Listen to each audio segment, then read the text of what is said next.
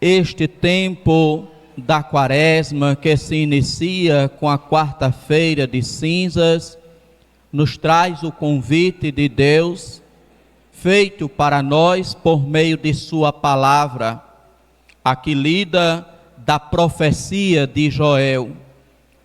Voltai para mim com todo o vosso coração, diz o Senhor. O Senhor que pede para o seu povo, o Senhor que pede para os seus filhos: voltai para mim com todo o vosso coração, com jejuns, lágrimas e gemidos. Rasgai o coração e não as vestes, e voltai para o Senhor vosso Deus. Irmãos e irmãs, este tempo que iniciamos da Quaresma é um tempo, sobretudo, em que veremos muito fortemente a palavra conversão. E o que significa a conversão? Retornar, voltar-se para o Senhor, voltar-se para Deus.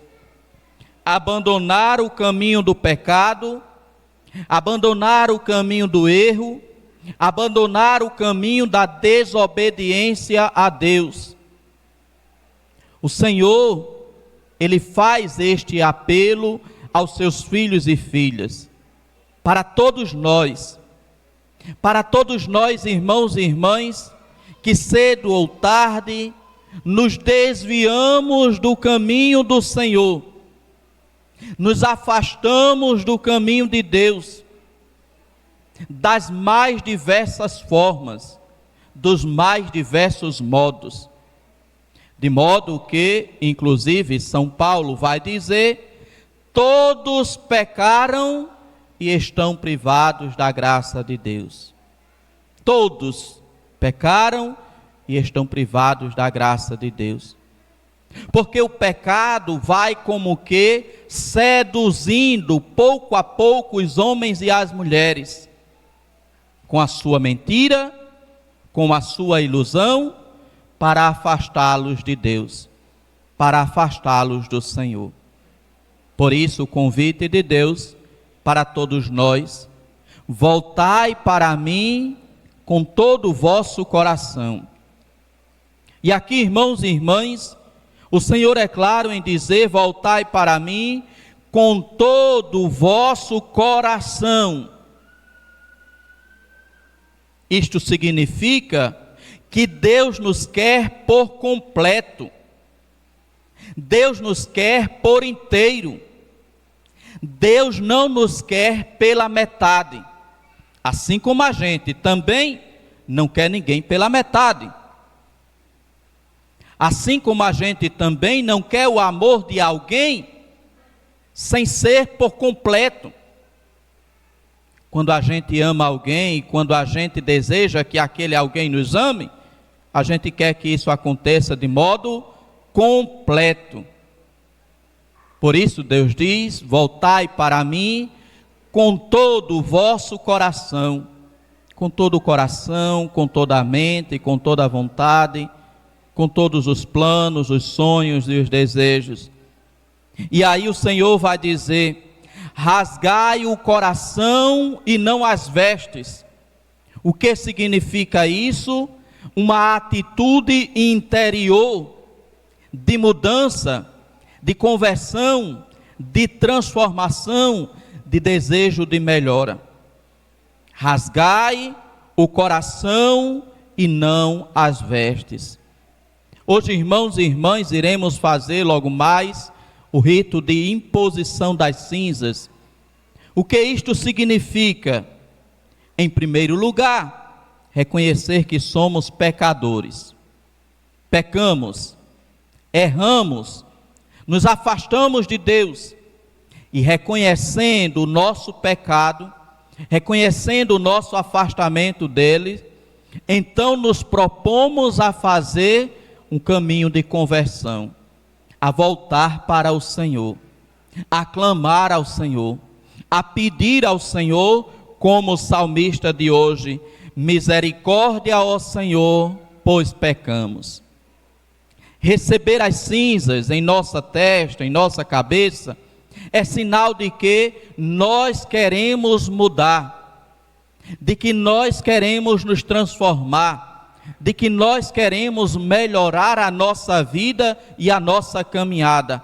Porque, irmãos e irmãs, se não for assim, receber as cinzas com este desejo de mudança, nem adianta receber as cinzas, nem adianta participar da celebração, porque não tem dentro de si o desejo de mudança, porque não tem dentro de si o desejo de conversão, porque não tem dentro de si o desejo de melhorar no seu dia a dia, em sua caminhada.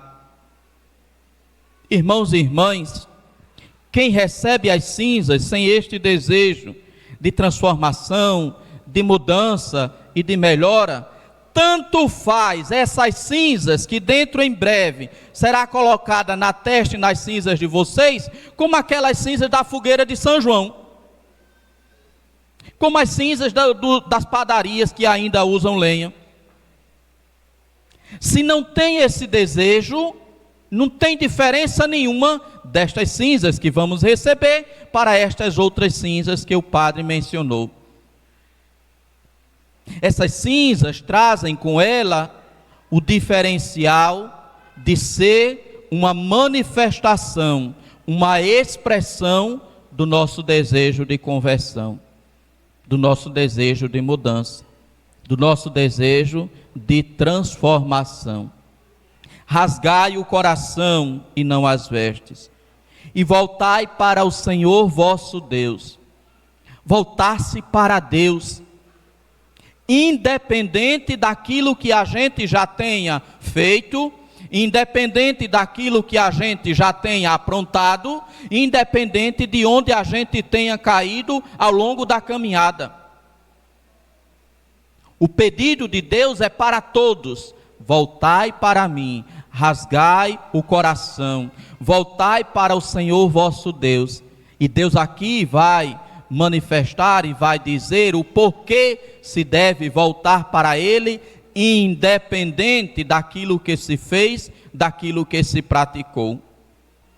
Ele, o Senhor, é benigno e compassivo, paciente e cheio de misericórdia, inclinado a perdoar o castigo. Ele é benigno e compassivo, paciente e cheio de misericórdia, inclinado a perdoar o castigo. É este, irmãos e irmãs, o Deus que nos chama: voltai para mim. Ele quer que nós voltemos para que Ele nos perdoe, para que Ele use de misericórdia para nós, para conosco. Somos como aquela ovelha perdida, que se afastou, que se desgarrou do rebanho, que perdeu de vista o Senhor, que andou pelas veredas, pelos caminhos do mundo, os mais diversos possíveis. Mas Ele está dizendo: eu sou compassivo, eu sou benigno, eu sou cheio de misericórdia. Irmãos e irmãs, quantas vezes a gente, vez por outra, escuta relatos de pessoas que desapareceram, e às vezes quando aparecem novamente, diz o porquê desapareceu, porque aprontou e estava com medo da reação do pai e da mãe, com medo daquilo que o pai ou a mãe iria fazer. A pessoa então resolve desaparecer, fugir. Aí então é claro e evidente que aquilo que ela fez não tirou a raiva de dentro do coração do pai ou da mãe, mas depois de um certo tempo procurando, o pai e a mãe quer é aquele filho ou filha de volta, independente daquilo que ele ou ela fez, independente daquilo que ele ou ela aprontou. Deus nos quer de volta, E ele diz: eu sou benigno, eu sou compassivo, eu sou cheio de misericórdia. É preciso voltar para o Senhor arrependido. É preciso voltar para o Senhor dizendo: Senhor, eu errei, eu pequei, mas eu volto confiante, porque eu sei que o Senhor é Pai, porque eu sei que o Senhor tem misericórdia, porque eu sei que o Senhor é capaz de perdoar. Não quero me afastar mais do Senhor, não quero ir para longe do Senhor. Sei que o Senhor vai me perdoar. É com esta confiança que devemos sempre voltar para o Senhor. De onde quer que a gente tenha caído, onde quer que a gente tenha ido, não olhar para o nosso pecado, mas olhar para a misericórdia dele. Porque se grande é o nosso pecado, bem maior, imensa é a sua misericórdia. Sempre pronto para perdoar, sempre pronto para dar o abraço, como naquela parábola daquele pai que acolhe o seu filho que regressa depois de ter perdido tudo, depois de ter gasto tudo. Voltai para mim, é o convite de Deus. No início desta quaresma, que nós escutemos este convite do Senhor como sendo dirigido a cada um de nós. Voltai para mim, rasgai o coração. Eu sou cheio de bondade, eu sou cheio de misericórdia, inclinado a perdoar o castigo.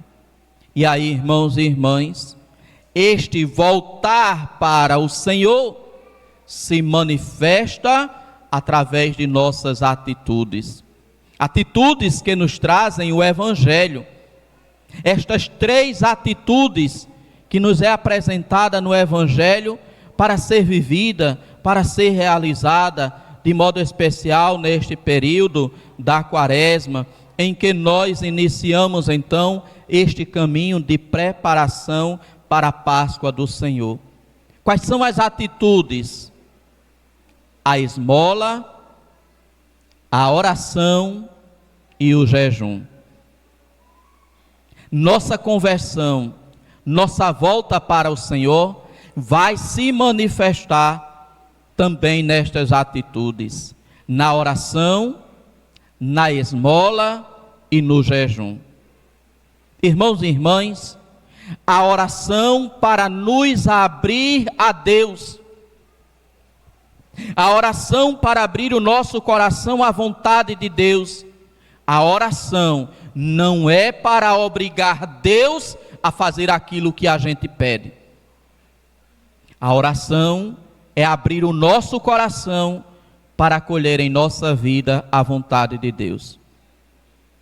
Oração não é para obrigar Deus a fazer aquilo que a gente está pedindo. E às vezes a oração só fica nisto, no pedido. Me dá isso, me dá aquilo, eu quero isso, eu quero aquilo. A oração é para nos abrir, para acolher a vontade de Deus. O jejum, irmãos e irmãs, é um sinal de autocontrole, controle de cada um de nós, que não nos deixamos simplesmente levar pela barriga, pela boca ou pelo desejo de estar sempre comendo algo. Jejum também não é dieta. Ninguém faz jejum para emagrecer. Se faz dieta para perder quilo. Jejum não se faz para emagrecer. Jejum se faz para a gente entender, sobretudo aquela palavra de Jesus na tentação: não só de pão vive o homem, mas de toda palavra que sai da boca de Deus. O jejum, irmãos e irmãs, é para que nós percebamos que não somos feitos apenas para o alimento. E tem gente que é assim, feito o bicho, acorda pensando em comer, passa o dia comendo e vai dormir pensando no outro dia para comer. Bicho é quem é assim. Qual é a preocupação do bicho quando acorda? Procurar o que comer. Qual é a ocupação do bicho durante o dia? Está comendo, está procurando o que comer. E depois ele chega, termina o dia, vai descansar para comer no outro dia de novo.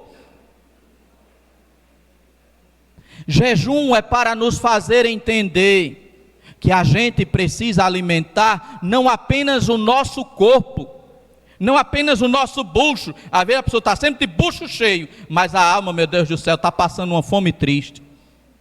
Não reza, não agradece a Deus, não pede ao Senhor. Mas às vezes quando senta na mesa, só Jesus na causa. Pia a bacia, pia o castelo. E quando é que rezou? Faz tempo. Quando é que foi à missa? Sabe lá Deus. Você está cuidando do seu corpo, mas você está cuidando e alimentando a sua alma também? Está alimentando o seu espírito também? Está rezando? Está ouvindo a palavra de Deus? Está meditando nesta palavra? Como está escutando a palavra do Senhor? Como tem alimentado o seu espírito? A oração que nos faz abrir a vontade para a vontade de Deus. O jejum que nos faz compreender, não só de pão vive o homem, mas de toda a palavra que sai da boca de Deus. E a esmola como sinal de caridade, de quem é capaz de abrir o olhar para a necessidade do outro, para a necessidade do próximo, de quem é capaz de estender a mão para o outro, que também é filho de Deus, que passa necessidade, que enfrenta dificuldade. A esmola, irmãos e irmãs, como abertura para o nosso próximo, na sua necessidade, na sua fraqueza, naquilo que ele precisa, naquilo que ele necessita, dar esmolas daquilo que a gente tem.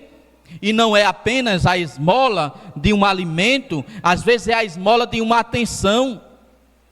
Quantas vezes a pessoa está necessitada de uma atenção de alguém, de ser ouvido, de receber um carinho, de estar ali com outra pessoa, de estar ali ao lado de alguém. Às vezes aquela pessoa repetindo a mesma história de sempre.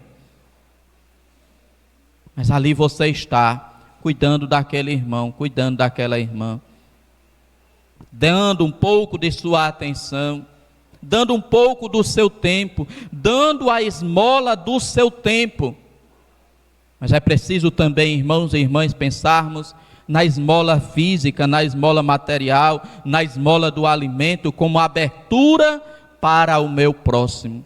Se eu tenho na minha casa, é porque o Senhor me dá a possibilidade de repartir com quem menos tem. É porque o Senhor me dá a possibilidade de exercer, de praticar a solidariedade, de viver o amor em ato, partilhando aquilo que Ele me deu com aquilo que nada tem ou que pouco tem. Meus irmãos e minhas irmãs, não é para que a gente possa dizer: se Deus deu para mim, tem que dar para Ele também. Deus está dando para você, para que você partilhe com Ele, para que você exerça a caridade com Ele, para que você exerça a misericórdia para com Ele. A prática da esmola como ato também de misericórdia, obra de misericórdia. A prática da esmola como gesto de abertura para o meu irmão. Porque eu não posso somente pensar na minha relação com Deus. Às vezes com Deus está bom, está mil maravilhas. E com o próximo... com o próximo assim já não está mil maravilha, não, já não está tudo isso não. Estou intrigado com aquele, estou intrigado com aquela, estou intrigado com aquele, com aquela outra, mas aquele ali é ruim, aquele ali é abusado, aquele ali... Mas com Deus está tudo a mil maravilha. Mentira!